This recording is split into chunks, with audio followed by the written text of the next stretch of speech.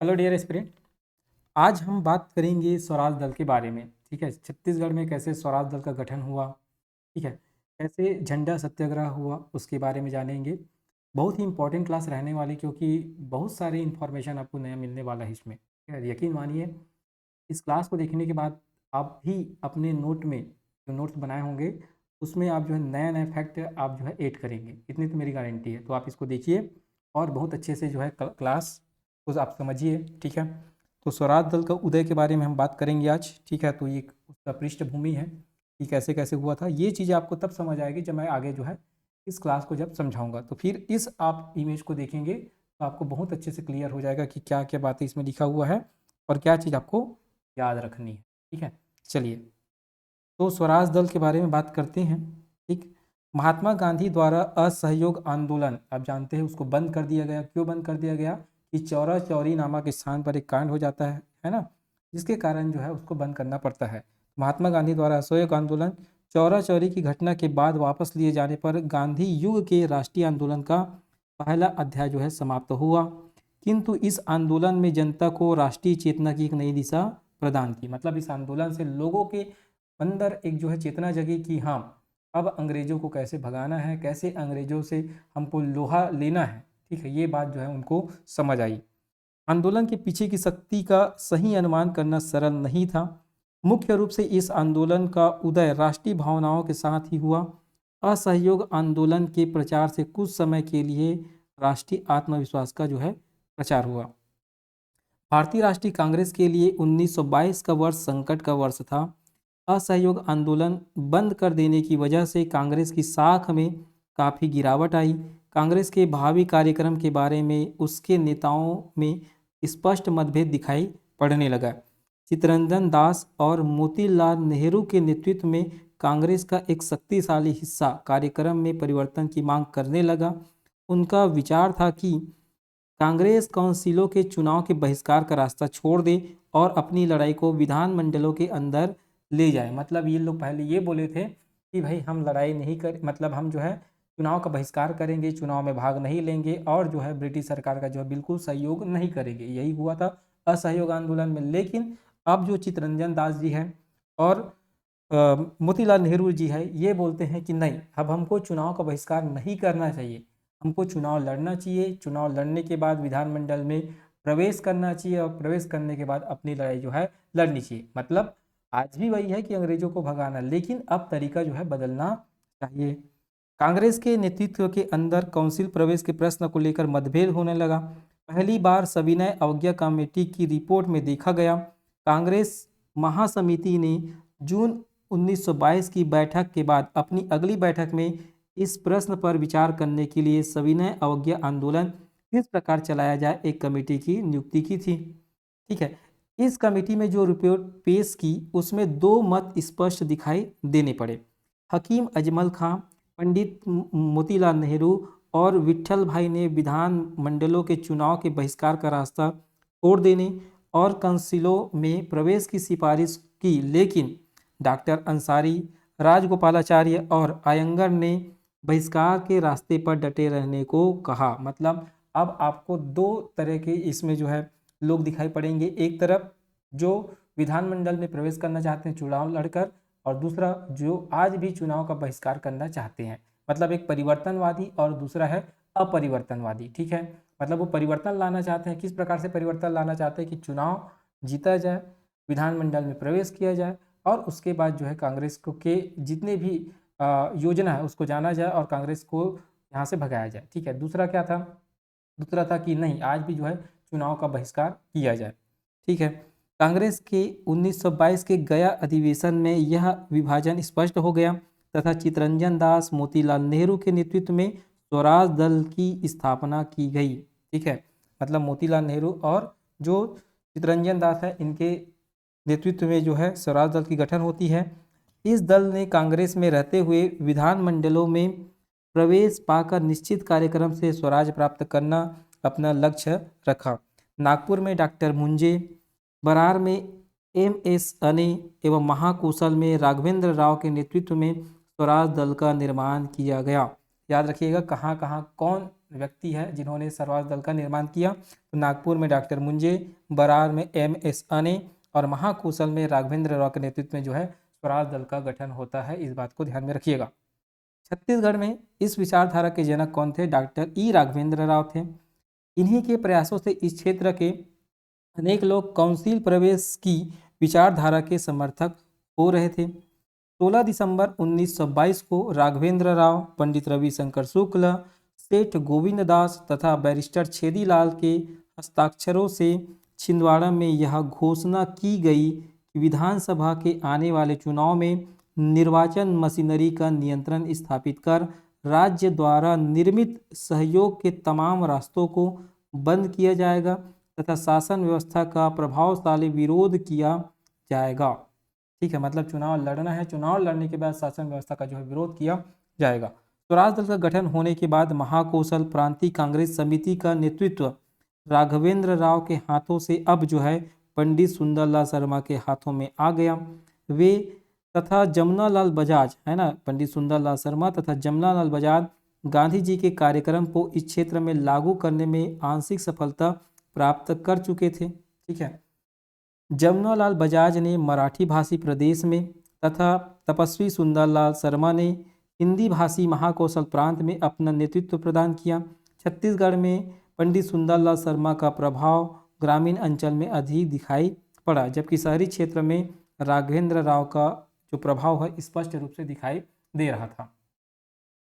पंडित सुंदरलाल शर्मा एवं राघवेंद्र राव के भिन्न विचारों के बावजूद गांधीवादी विचारों की विजय हुई और अपरिवर्तनवादियों ने राष्ट्रीय झंडा सत्याग्रह करने की योजना बनाई। ठीक है, अपरिवर्तनवादी कौन?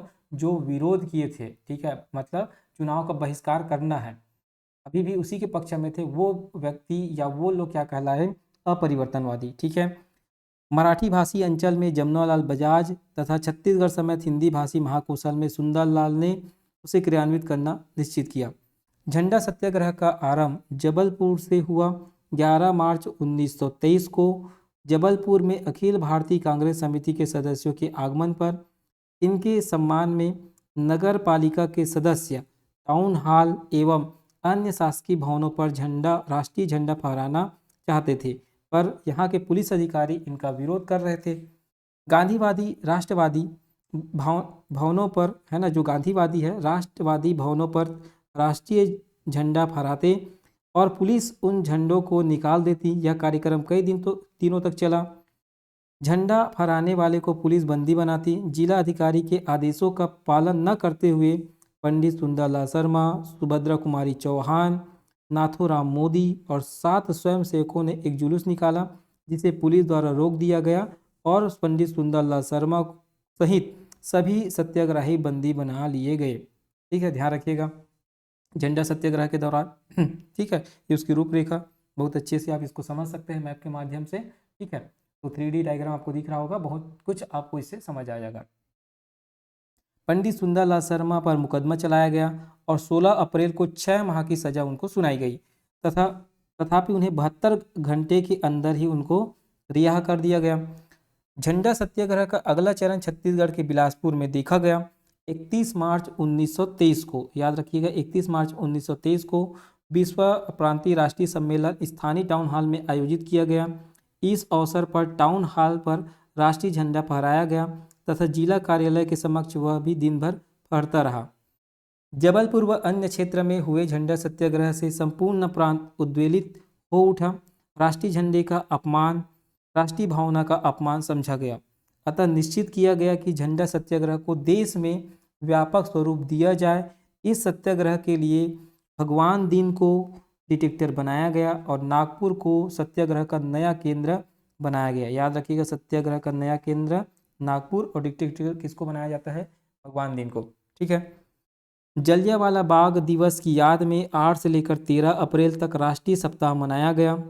नागपुर में झंडा सत्याग्रह का आरंभ जो है 13 अप्रैल को जमुनालाल बजाज के नेतृत्व में हुआ।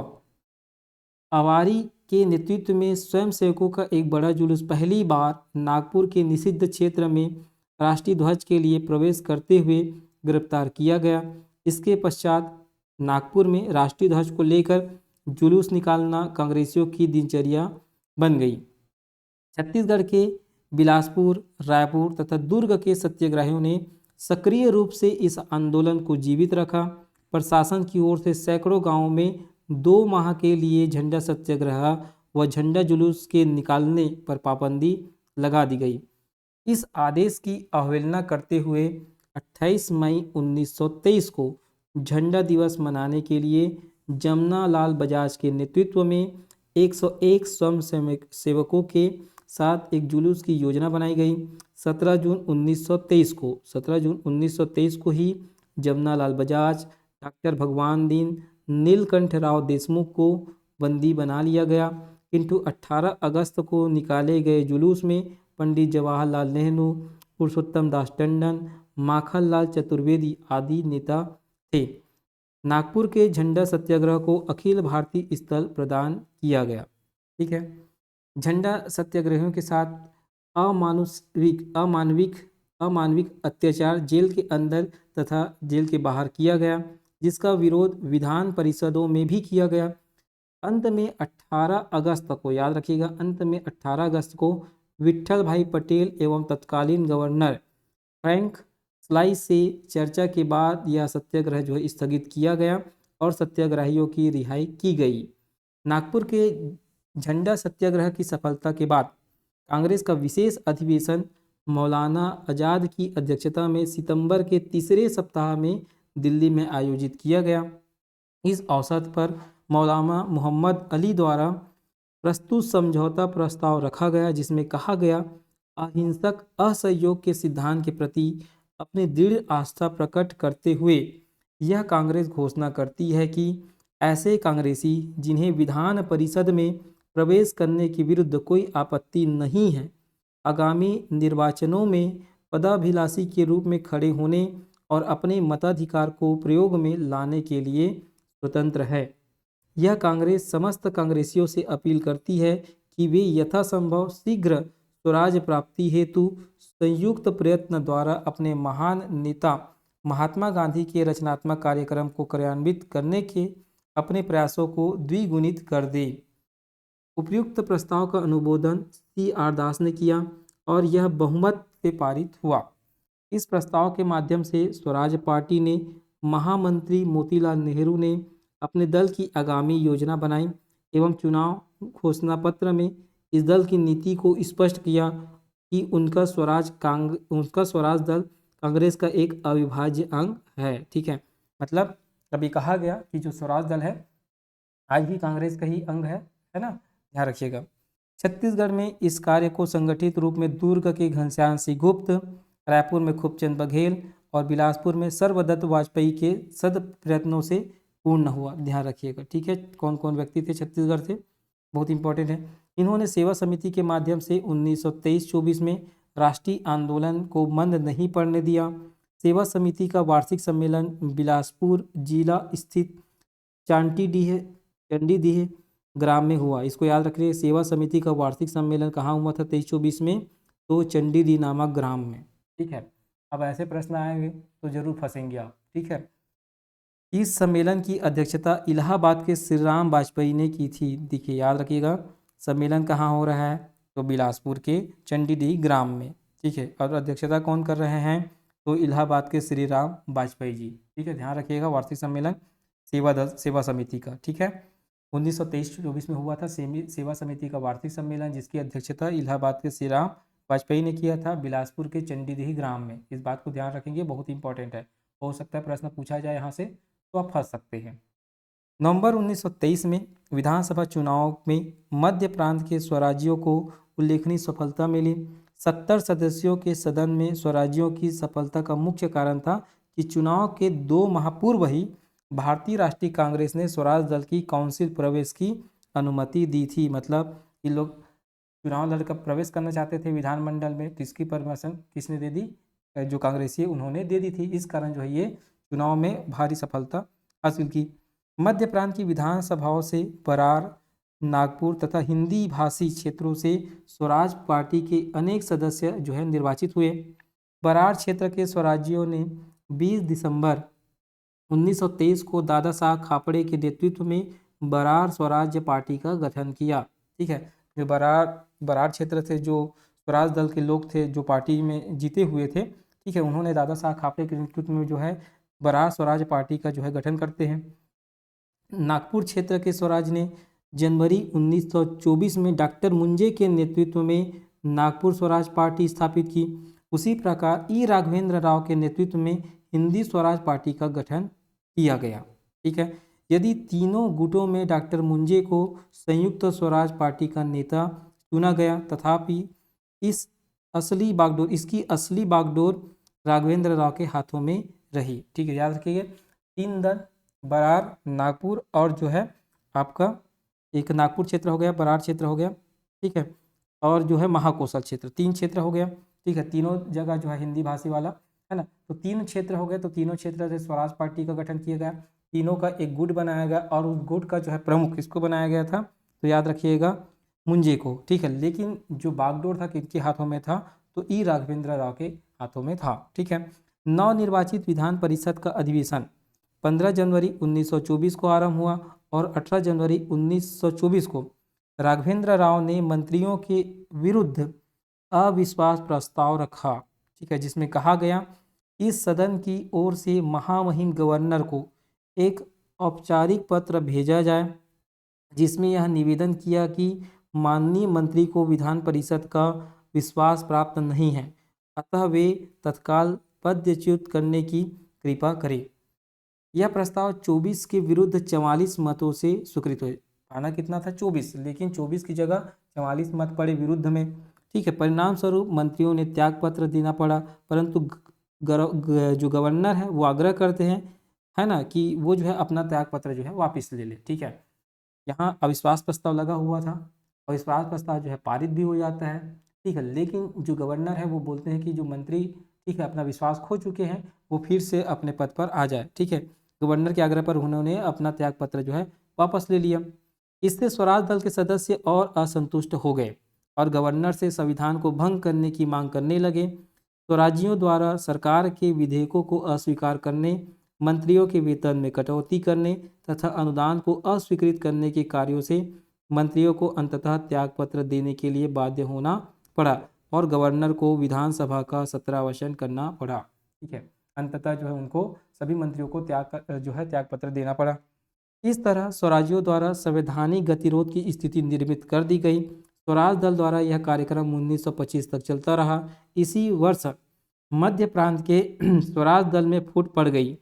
बरार स्वराज पार्टी के सदस्य विधानसभाओं में सरकार को प्रत्याकांक्षी सहयोग देना चाहते थे, मतलब प्रत्यक्ष रूप से सहयोग देना चाहते थे, जबकि हिंदी भाषी दल इसका विरोध कर रहे थे। आगे चलकर ई राघवेंद्र राव ने स्वराज पार्टी से इस्तीफा दे दिया। ठीक है, और प्रत्यक्षकांक्षी सहयोगों के साथ एक स्वतंत्र कांग्रेस दल का निर्माण किया। इस बीच नवंबर 1926 को मध्य प्रांत विधान परिषद के चुनाव हुए, जिसमें छत्तीसगढ़ के प्राय सभी प्रमुख नेताओं ने चुनाव में भाग लिया। स्वतंत्र कांग्रेस की ओर से पंडित रविशंकर शुक्ल, ठाकुर छेदीलाल, ई राघवेंद्र राव उम्मीदवार थे। इसमें कांग्रेस को कुल 16 स्थान मिले, जबकि प्रत्यक्ष कांक्षी सहयोग दल और अन्य को 33 स्थान मिले।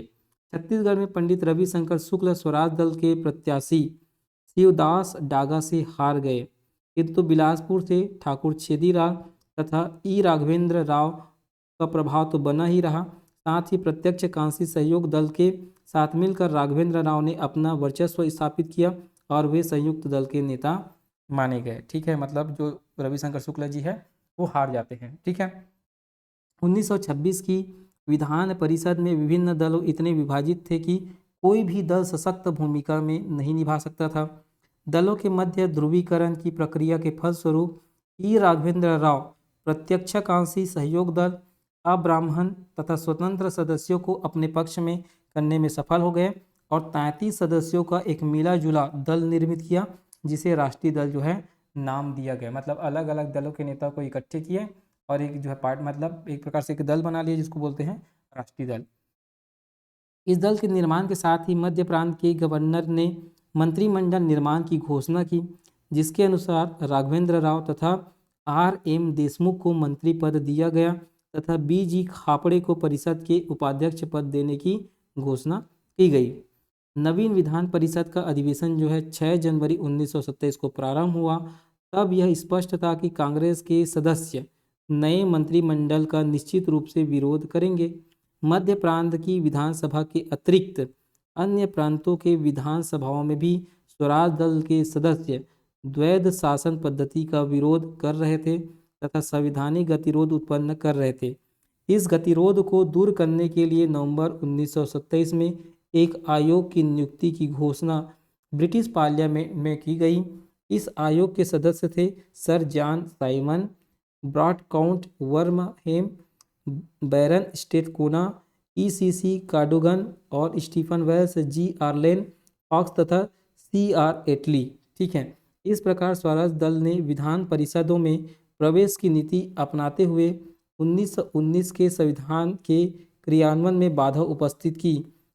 ठीक है, जिसके परिणाम स्वरूप ब्रिटिश सरकार को संविधान समीक्षा के लिए, यहाँ ये डेट थोड़ा सा देख लीजिएगा, 1929 होना चाहिए मेरे हिसाब से। ठीक है, जैसा लिखा है वैसे लिखा गया है यहाँ। ठीक है, तो क्रियान्वयन में बाधा उपस्थित की, जिसके परिणाम स्वरूप ब्रिटिश सरकार को संविधान समीक्षा के लिए समय से पूर्व ही शाही आयोग की नियुक्ति करनी पड़ी। ठीक है, ध्यान रखिएगा। इसके आगे जो क्लास है, ठीक है, सविनय अवज्ञा आंदोलन के बारे में हम पढ़ेंगे। ठीक है, तो इस डेट को 1919 है कि 29, कल मैं क्लियर कर दूंगा। मेरे हिसाब से ये 1929 होना चाहिए। ठीक है, याद रखिएगा। चलिए, तो आज की क्लास यहीं समाप्त करता हूँ। जैसा बुक में लिखा है वैसा मैं आपको पढ़ा रहा हूँ, ताकि चीज़ों को आप जो है, अगर कोई भी फैक्ट कुछ गलत होता है तो मैं आपको उसको प्रूफ दे सकूँ कि कहाँ क्या चीज़ लिखा हुआ है। ठीक है, तो इसमें बहुत सारी बातें ऐसी है जो पहली बार आपने पढ़े होंगे। ठीक है, उम्मीद करता हूँ उन बातों को कम से कम नोट करिए। पूरा चीज़ नोट करने की ज़रूरत नहीं है। ठीक है, वैसे भी आप इतिहास पढ़ चुके होंगे, अगर आप तैयारी कर रहे हैं, पेपर दे रहे हैं, तो जो जो बातें नए मिलते जा रहे हैं उसको आप नोट करते जाइए, ताकि आपका एक नोट अच्छा से बन जाए। ठीक है, और आप जो है बहुत अच्छे से तैयारी कर पाए। नहीं तो ऐसा होगा फिर आपको बुक खरीदना पड़ेगा, फिर आप बुक खरीदेंगे, फिर उसको पढ़ेंगे, तो कितना बुक खरीद लेंगे। इसलिए एक अच्छे से नोट्स बना लीजिए, उसी नोट्स में आप जगह छोड़ते रहिए। जैसे अभी मैं कल पढ़ाया आपको असहयोग आंदोलन, उसके बाद आप जो है 1-2 पेज छोड़ दीजिए। आज आपको पढ़ाया मैं स्वराज दल, तो उसके बाद कुछ जगह छोड़ दिए। जैसे अगला बुक और कुछ पढ़ाता हूँ तो फिर से उन दलों का जो है उसमें चर्चा होगा, क्योंकि इतिहास में तो बार बार उसी चीज़ों का चर्चा होगा। तो इतिहास जब पढ़ाऊँगा फिर से आप उसमें नोट्स बना सकते हैं। तो ऐसे जो है आप जगह छोड़ छोड़ के जो है चीज़ों को लिखते जाए, ताकि भविष्य में अपडेट आपको करना है तो उसको आप करते रहे। ठीक है, या कुछ नया चीज़ आपको मिलता है तो आप उसको तुरंत उसमें नोट डाउन कर सकते हैं। ठीक है, चलिए आज की क्लास यहीं समाप्त करता हूँ मैं।